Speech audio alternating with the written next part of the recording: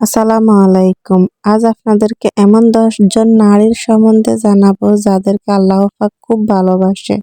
আমাদের প্রতিটা ঘরে মা আছে, বোন আছে।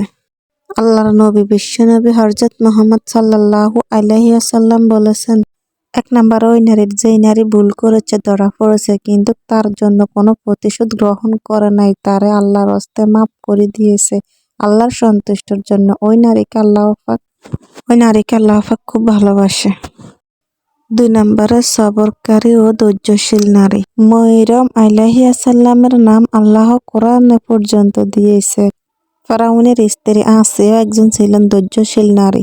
এই সমস্ত নারীদের ধৈর্য আল্লাহ এত বেশি পছন্দ করেছেন, তারা দুনিয়াতে থাকতে তাদেরকে জান্নাতের ঘোষণা দিয়েছেন। সুবহানাল্লাহ। আম্মাজান খাদিজাতুল কুবরা এত ধৈর্যশীল নারী ছিলেন, তার জন্য রাসূল সাল্লাল্লাহু আলাইহি ওয়াসাল্লাম দোয়া করেছিলেন, সাল্লাল্লাহু আলাইহি সাল্লাম কান্না করেছিলেন। আল্লাহ রাব্বুল আলামিন আম্মাজান খাদিজাতুল কুবরাকে এমনভাবে কবুল করিয়েছেন, তিনি দুনিয়াতেই আম্মাজান খাদিজাতুল কুবরাকে সালাম জানিয়েছেন।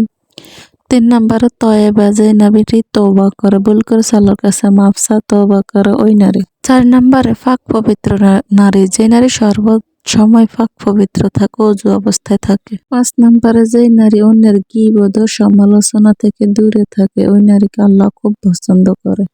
৬ নম্বর ওই নারী, যেই নারী স্বামীর উপর খুশি থাকে, সন্তুষ্ট থাকে, স্বামীর কোনো কিছুতে নাখোশ করে না। পর্দাশীল নারীকে আল্লাহ পাক খুব ভালোবাসেন, খুব পছন্দ করেন। ভিডিওতে একটা কমেন্ট করিও আর শেয়ার করিও, অন্যকে জানার সুযোগ করে দিও। এরকম শিক্ষণীয় ভিডিও পাইতে আমাদের পেজটা ফলো করিও।